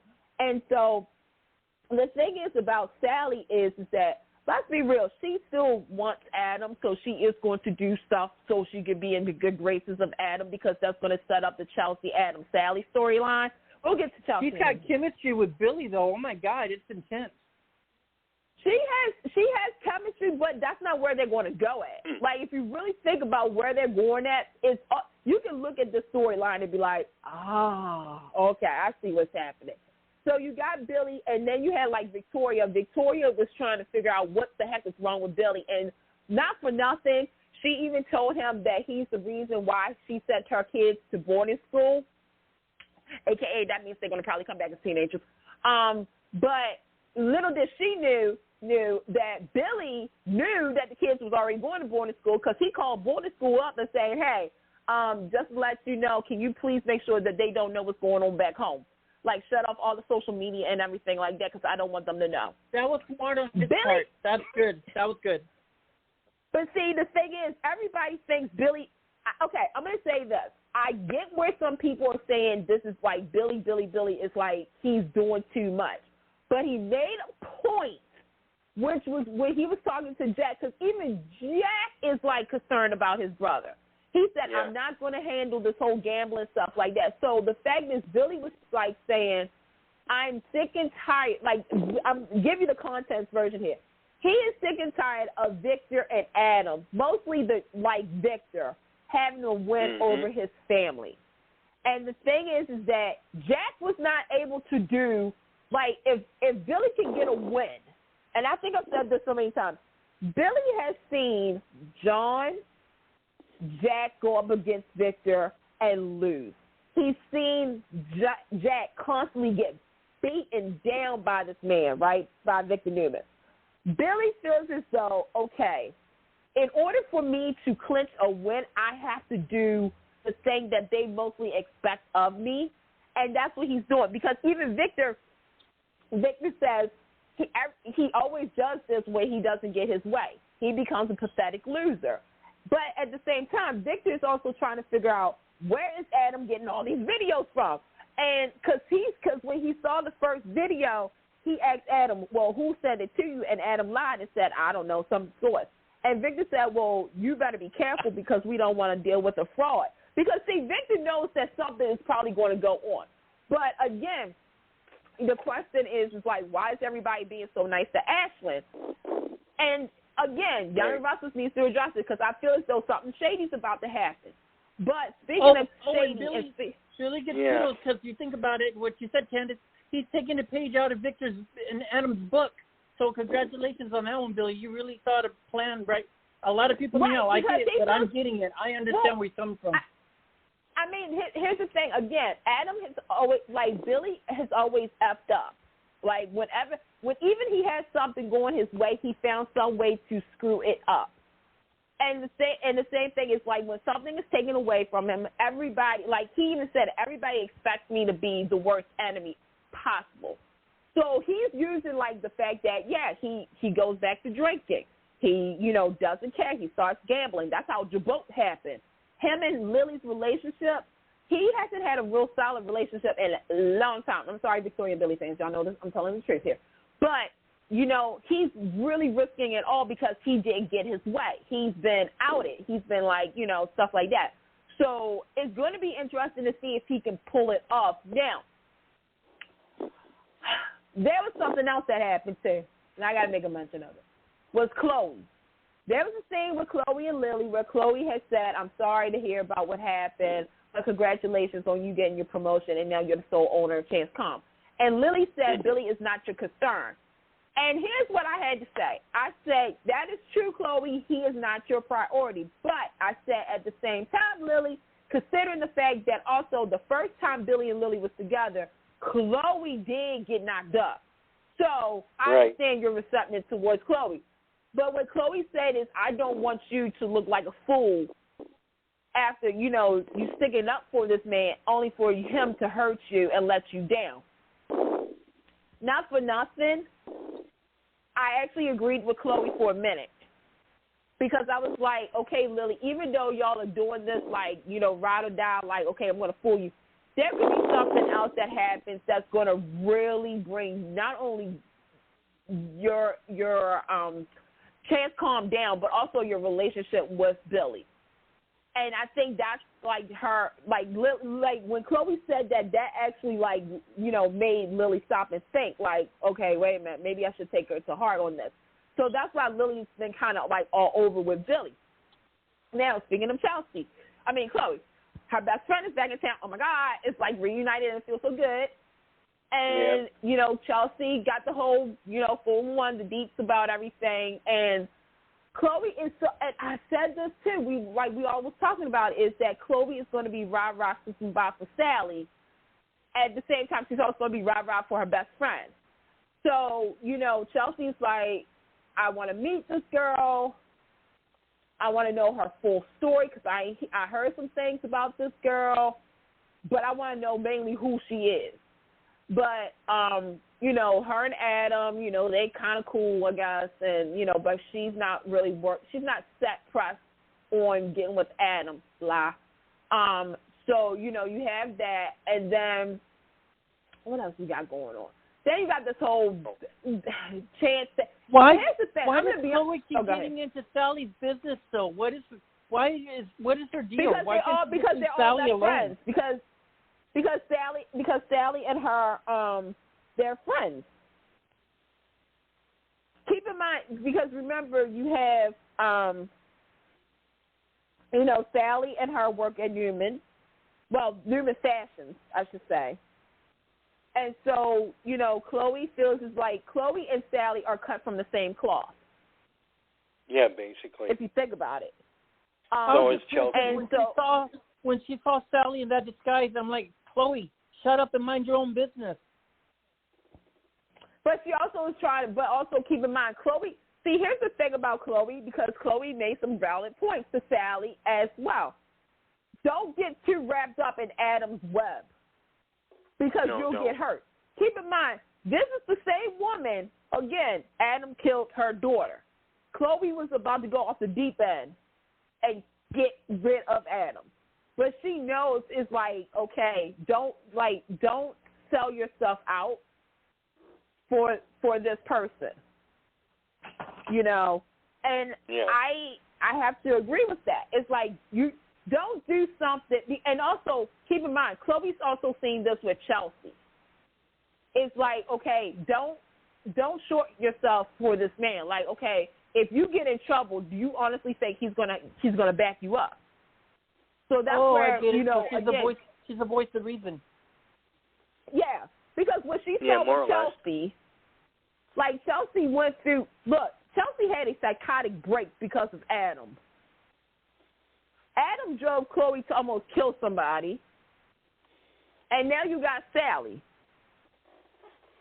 So it's kind of like, you know, Adam maybe drove Ashley crazy when he killed. Didn't he kill her baby? Yeah, that whole thing. But what I'm talking about is like the fact is that in this situation where Chloe is, you know, she's sort of the middle person. Like she's trying to warn Sally before it gets to the point of where her and Chelsea were. Right. The point of no return. I get it. Right. Because once you go there, you really don't turn back. I mean, the fact that, like, to me, I'm going to be honest, John Russell's kind of lost me a little bit because I'm like, why is Chloe even working for Adam again? Like, I wouldn't be working for him. Yeah, I know it. Some things don't add up. I thought Chloe was working as a spy for Chelsea. Am I not correct? No, they're all cool now. Yeah, it was supposed to be like that. Yeah. Okay, my question to you and David: how are we feeling about the new Chance? Have you accepted him yet? I like him. I think he's done a good job with coming into a storyline. Yeah, with coming into a storyline that has been all over the place. But I think they're going to do what I've been asking for the last 7 weeks. Yeah, they are. If it's what I think you're thinking about, I did read. Yes, that adds into that teaser for y'all is that Devon is going to be demanding custody of Dominic coming very soon. So tune into that. Oh, yeah, I called that one. Yeah, okay. Yeah, cool. Yeah, I said custody battle. Yeah. I said, that's the only way it could go. And I'm being real when I say this, is that I know that, again, you know, when people do their best and worst, I know that the story was, like, kind of on the worst. And it you know, I will say Brighton James, Melissa Orway, and Cameron Grimes, you guys did your thing to salvage this storyline. Because it did go different orbits. I'm still trying to figure out why Stitch took Mariah. This is me. Yeah, I don't know what to say. Candice, how are we feeling about that? Do you think that the baby should be with Devon, or do you think you should stay with Abby and Chase a chance? Or I'm gonna be honest. Mariah? I'm gonna tell you something. This is the story I actually did say I want. I wanted a custody battle because everybody's involved. How can I say this? Everybody's involved in it, and I like the fact that they're going to play. If they play these beats, I'm going to be all for it. The fact that Abby was unhinged for a minute. Yeah. Keep in mind, Abby was giving up that baby so she can go. So basically, you passed off the baby. Okay. Chance has post-traumatic stress disorder. Yeah, and we're going to see more of that, I'm sure. I hope so, because I feel bad for him. I'm like, damn, this is okay. At first I didn't want it, but I was like, okay, I'm here for it because he's owning his mistakes. When he said, I'm gonna tell you something. When he said to Abby, you think Devon's going to use that against him? Yeah. Well, I think more so. How can I say this? I feel as though, okay, so with Mariah and Tessa, okay, I feel as though Young and Russell must have listened to me. Because I said I want them to focus on them you know, the fact is that, okay, if she gave up this child that, you know, she would want to know what, and then they can start talking about serious stuff. But I'm having an issue if they go this route. And I will say this. If you are a former All My Children fan and you watch Young and the Restless, when I say these 3 characters' names, well, actually 6 characters' names, I want you to see if you understand where I'm coming from. Bianca, Zach, and Reese, Noah, Tessa, Mariah. Thank you. Yes, and on that All My Children Bianca, Zach, and Reese. that was such a heartbreaking story. Oh. Right, but at the same Okay. Zach, yeah. Because if you're going to have Mariah and Tessa talking about children and everything like that, this is what, okay, I have to do this on my own because I'm having an issue here. I feel as though there should be more for them than just this. However, with Devon, Amanda told him, I go back a couple months ago, where Amanda said to Devon, are you sure you want to give up your rights? Da-da-da-da-da. I do want to see the storyline because you're going to have the Newmans, Abbotts, the Chancellors, the Hamilton Winters. You're going to have all of them in the story because everybody is going to be out for blood, quote unquote. See Devon. And they all have stakes in it. They do. Like, I can see Devon being the one to say, hey, because you was distraught, because you were overwhelmed, because, da-da-da-da. And I can also be honest, and I'm saying it now, I can see Chance actually saying to Abby, like, I can't handle raising a child.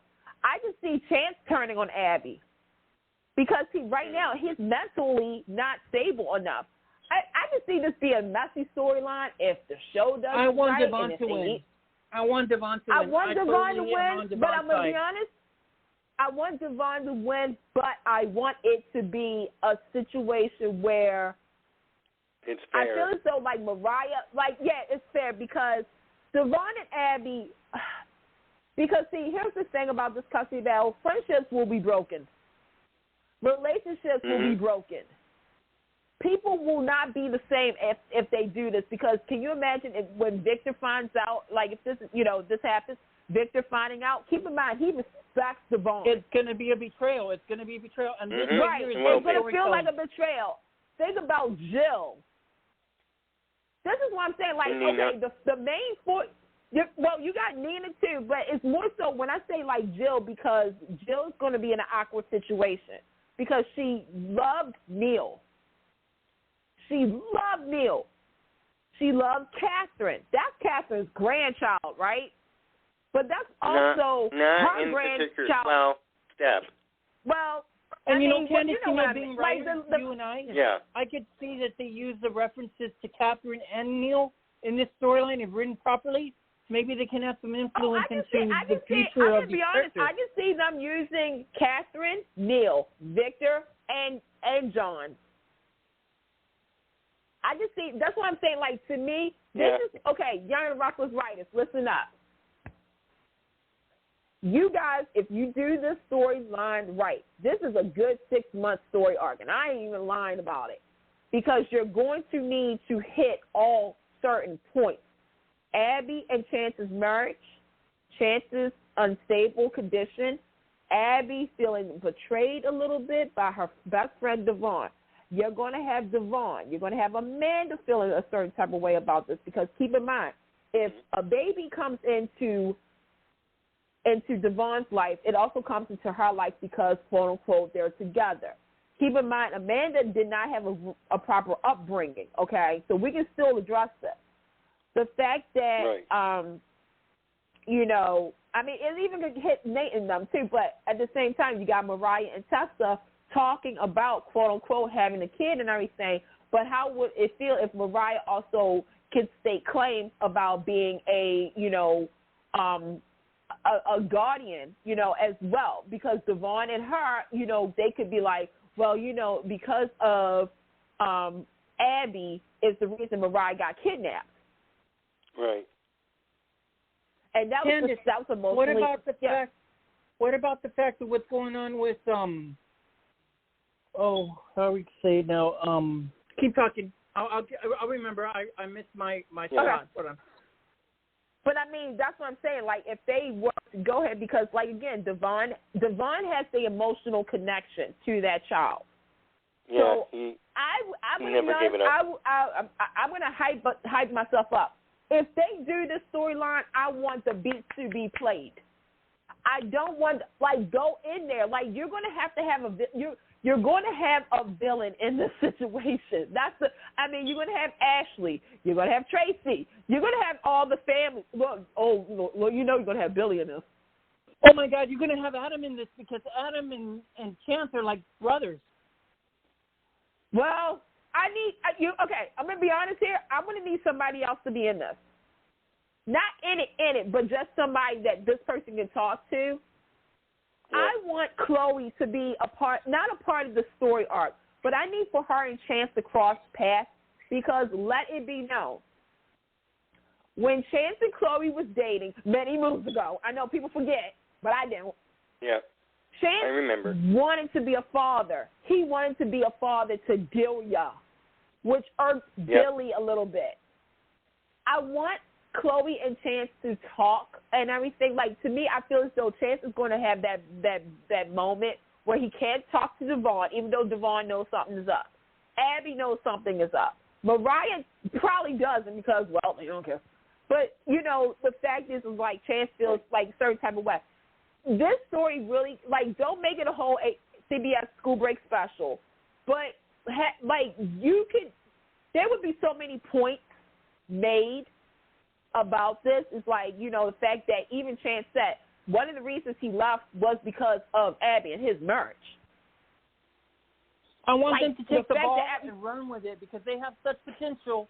The only thing is, please, why not writers? Please do not do everything offline, off screen, because we the fans deserve to see a proper don't do like another show did. Don't do like another show did and gave us all the important stuff off screen. Don't do that. That would be a good segue to General Hospital. Yeah. I remember now. Okay, let's do it. Candice, I was going to ask you, right to General Hospital. How did you feel about Tessa? Why do you think she's doing a 180 now? All of a sudden, she wants a kid. What's up with that? Like I said, I have an issue with younger life Russell. with Mariah. Well, it's not, but you can have a life without doing all of that. That's why I said those or 6 she's trying to names. cement it.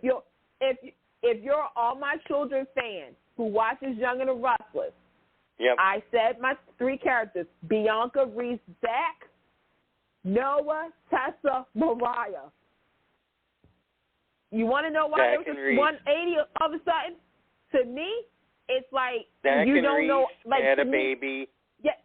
Yep. So they could give it to Bianca and have it their baby. Because you're playing the Noah and Tessa stuff a little too hard for me. Keep in mind, though, just like Chanel, Allie, and Johnny and them, is that Mariah and Tessa were flirting while Tessa and Noah was together. That's why Noah didn't like Mariah and Tessa. They did a whole 180 on that. Yeah. Tessa hurted Noah. Noah. Right. So to me, I'm going to leave that story alone and go over to the other show that didn't give me the respect that it should have. I'm mad at you, General Hospital. We talked about this. Yes. First off, how come? With General Hospital, I wanna give Carolyn a blazer. Yep. That poor woman. There's more talk about that blazer. Oh my gosh. Here's the thing. Okay, we're gonna start with that thing. Welcome back, Jenny Francis. We missed you. If I was stuck in a steam room with Chase,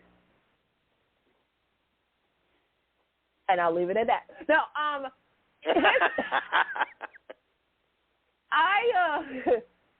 was watching that, and I watched it. I was like, girl, like, take the freaking blazer off. Like, you don't have to take off anything else. Just take off the blazer. Because I was thinking, the girl is hot, right? And so I'm like, okay, there was nothing. Like, you didn't give me anything in that scene I was like, okay, if you're going to sell me Brooklyn and Chase, I need, like, Brooklyn to kind of, like, look at Chase, like, wait a minute, you're half naked, like, I'm in here, like, it's getting steamy. Like, you are Tracy Quartermain's granddaughter, and you mean to tell me that you did not try? Come on, GH. Don't play with my intelligence. I know you too well to know. Let's not forget who Brooklyn's mama is. Come on, GH. Let's bring out the history. I mean, it's not even about that. I mean, no, granted, when I say Tracy Quartermain, because to me, Brooklyn is seriously all Tracy all day. Like, yeah, she may be Netta Lewis's child, but that is Tracy Angelica Quartermain Spencer's granddaughter. That's right, I put her last name. Granddaughter. She is Tracy through and through. You got Chase again.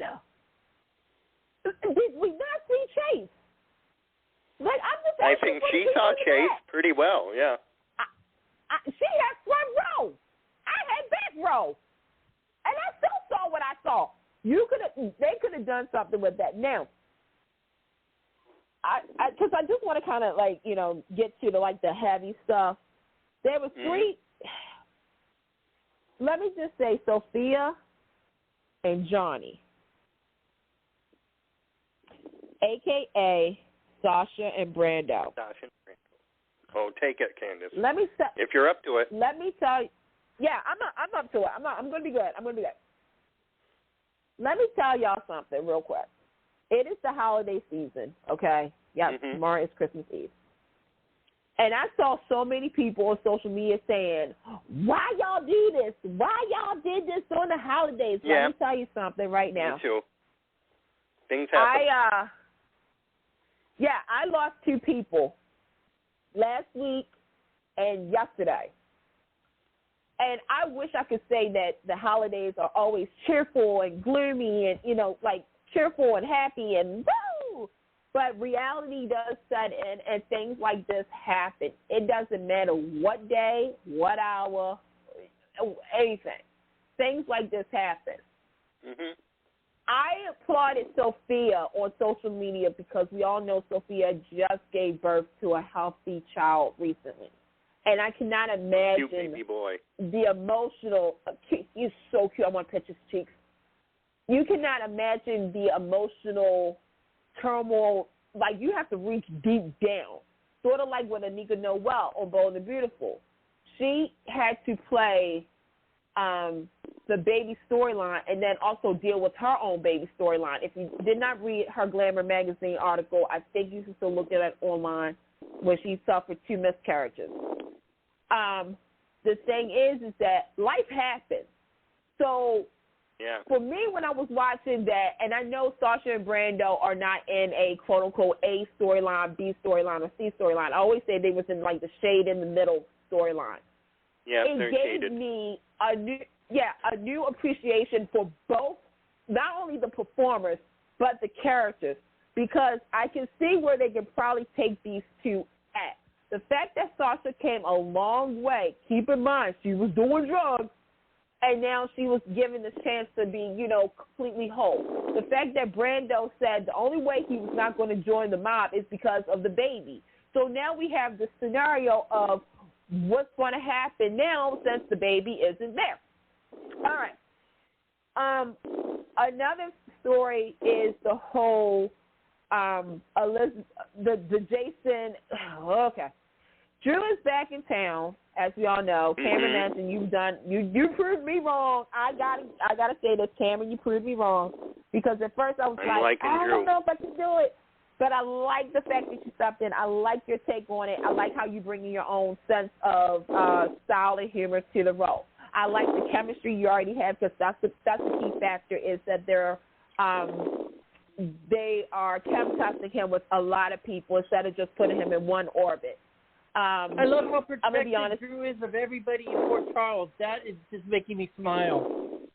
I like him. I like his and Scout's relationship. Oh my God, I know. Him being he is such a girl dad. Yeah. But I'm gonna cut to the thing that a lot of people was like me. I kind of said I think they were going to do it, but I was hoping GH wasn't. letting Elizabeth find out off screen versus on screen. Let me just say that. Yep. There's an item there. Yep. I feel as though, and people have been talking about it for a long time about the interest in Elizabeth Weber. So I'm going to break this down real quick, and then we're going to move to the thing. I wish they would have told her on screen. I wish that some format of either she overheard Carly and Britt talking, Monica, somebody, somehow, some way, Elizabeth should have found out on screen. Why? Because whether you like this fact or not, she was the first to have Jason's baby, okay? They also had a 20-plus year relationship as friends. The fact that, and this is no shade against the actor, it's the character. The fact that Spinelli got the majority time frame of, finding out and grieving, you could have gave me this scenario. And I said, okay, I understand the importance of everybody finding out. Monica, right, in the family. Sam, obviously, right? Michael, all of them. But when it comes down to the order here, I'm going to say this. Elizabeth should have found out on screen. Spinelli should have found out off screen. We come back to from commercial break, and like Sam and them on Sunny and saying, "Are you doing okay?" You could have really eliminated all of this drama by giving us something for Elizabeth instead of us like, wait, she found, like, wait, what? Wait, yeah. Like we didn't even get Jake's reaction. Like, wait a minute. We didn't. Like, all of that okay. They could have done that off screen, and they could have done it perfectly. Everybody could have gotten their phones, got a ring, and all of a sudden they're being told, "We got news for you. Drew's alive." Well, I mean, like, to me, but to find out Jason is, dead and stuff. Now, I will say that Becky and Cameron also have chemistry, but Becky has chemistry with everybody. Just saying. Yeah. She does. But I've got a few that quick teasers to throw at you and a quick announcement. I don't know if you knew this, but it is true. The rumors are true. Jane Elliott is returning as Tracy Quartermain on General Hospital. I cannot wait. Also, Michael makes a shocking decision that will impact Sonny, Corinthos, and Olive Port Charles. And the other thing is, the truth about Sonny and Nina is going to come out, and Carly finds comfort in the arms of another. Yeah. Well, we probably can figure that one out. I mean, that's a given. Yeah. Everybody. Yeah, that's a given. But no, I mean the thing is. The important that, question is though, why do they do that to Becky? That's why my question. Why don't they utilize her more? She's such an awesome, talented actress. She deserves better. Well, here's the thing. I'm going to be honest. Okay, so General Hospital, this is the side of Take Two that you guys will enjoy hearing here. The thing is that this is nothing new. I don't want to say there's something against the actress because I don't believe that. I do not want to believe that. But with the character of Elizabeth Weber, who will be celebrating 25 years next year, in that 25 years, we have not seen her dad. But like 3 weeks ago, Jeff Weber was trending on social media, making us think that he was coming back. The fact that, she, is a part of the first family of General Hospital, the fact that she's a legacy character, the fact that she has a couple, Liz and Lucky, Liz and Rick, Liz and Xander. That's what made Cameron. Sorry for people who said that Xander's not the father, but he is. You have, Liz and Jason, Liz, all these people, I mean, Franco and all that stuff. But in the last couple of years, you have done some stuff with Elizabeth that, us fans are just like, interesting here. It's like, okay, that whole Jason thing should have included her in finding out on screen. And the fact that they did not do it, on top of, now keep in mind over the years, like when they revisit her rape storyline, when they had the the rapist come out, that was not her storyline. Yep. It was her storyline, but they oversaw it. And, and I liked it, Liz and Franco too. But I was like, in that moment, I was like, no, we're not doing this. why did they kind of why do they treat her like a day player when she's more than that? I said that. Yeah. I said I don't get it. I don't understand it. Like, to me, she does feel like, it's like it's hard because, again, I've been a fan since day one, August 1st, 97, when I saw the girl that I used to watch on Space Cases on Nickelodeon on General Hospital smoking a cigarette and listening to some Jay-Z. I was like, oh, that's my new favorite character. That girl right there. Oh, yeah, that was her. Yeah, I liked her from the beginning. Right. I liked her. I mean, she got on my nerves, but that meant she was a good character because I'm going to be honest, with Lizzie, and yes, that's what I used to call it too, because she was Lizzie Tizzy to me. Lizzie got on my freaking nerves. Like, she was like, oh, like, you know, like it was, but then I rooted for her because I didn't like Sarah Weber either. I'm just saying. But I was just like, Sarah was the good girl, wasn't she? She was the sweetheart. Oh, God. Yeah. I am so glad that Lucy has a storyline that doesn't involve just only the nurses' ball now.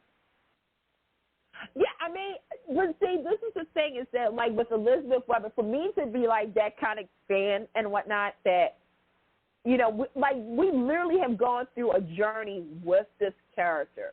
So for her not to be, quote, unquote, even remotely a part of the big storyline of Jason, like, she's there, but she's not there, you know?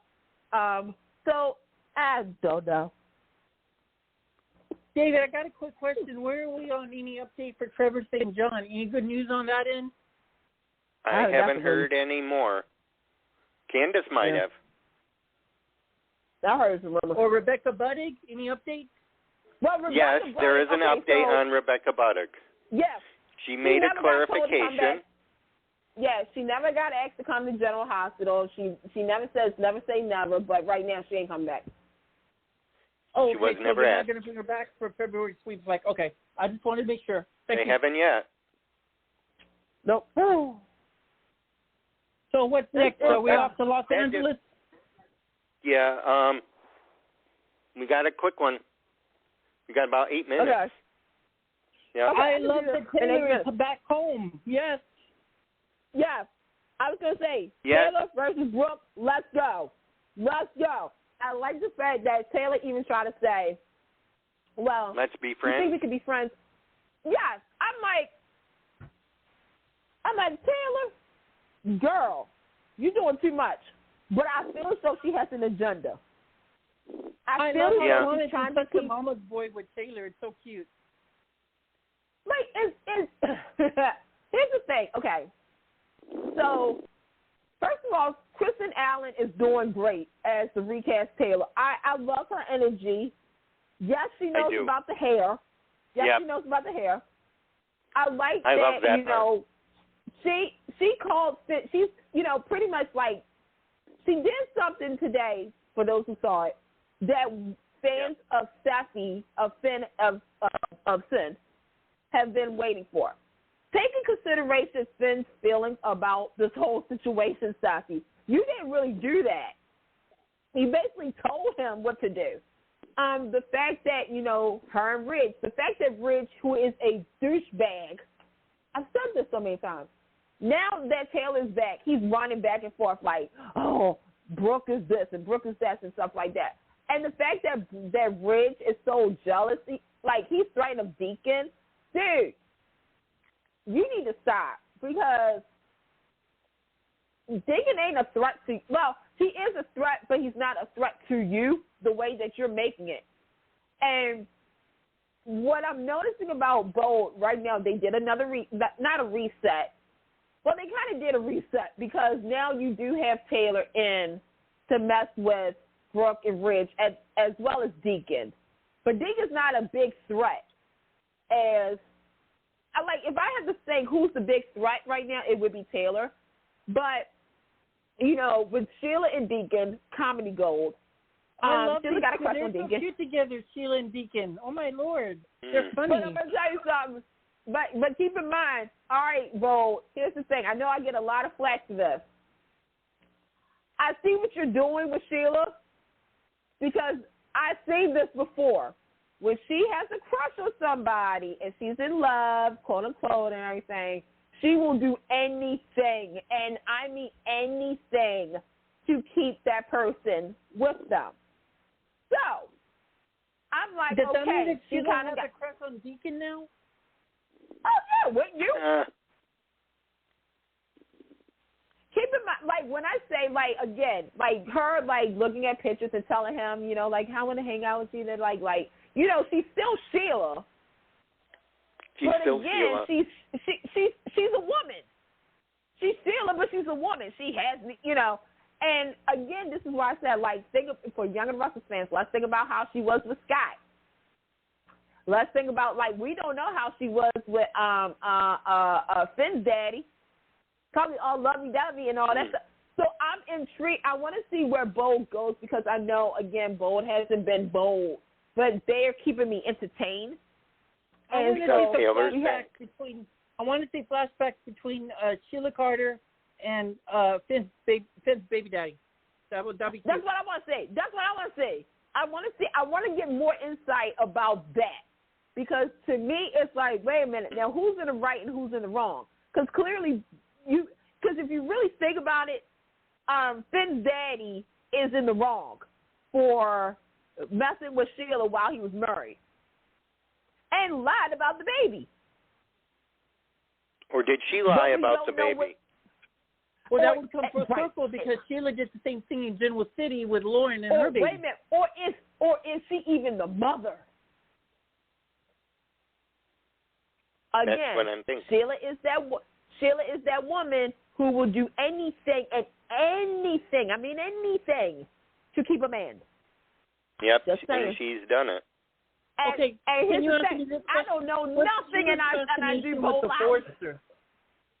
Huh? What? What is Sheila's fascinations with the Forsters? If she's not really Finn's mom, like I kind of suspected at first, then what is her because of Eric? Because of Eric. Everything Think was about Eric. how it all started. Everything was about Eric. Keep in mind, I she was get also it. friends. So Eric to her is like Scott from Genoa City. Bingo. Mm-hmm. Yes. Think about it. Sheila tried to kill Stephanie to get to Eric. She tried to kill Brooke, but she ended up killing Taylor. Ridge years ago. Allegedly. Yup. She tried to drown Eric and Stephanie. She slapped Quinn quite a few times. Oh yeah. Yeah. And keep in mind, Sheila was the reason that everybody found out about Quinn and Ridge. So she can get with Eric. That's all she wants. That's all she wants. She wants to be Sheila Forster. I don't know. I don't think she has a chance. She doesn't have a chance because she's still trying to wreak havoc in the Forster family. Once you become obsessed with the Forster family, you're in it for life with that obsession. I got a question for you. This is just something to take for the pen. We got to close, Will. Okay, sorry. We got 90 seconds. All right. You guys have a great holiday season. Yeah. Thank you so much for this year to listening to us. Make sure you follow us on all social media.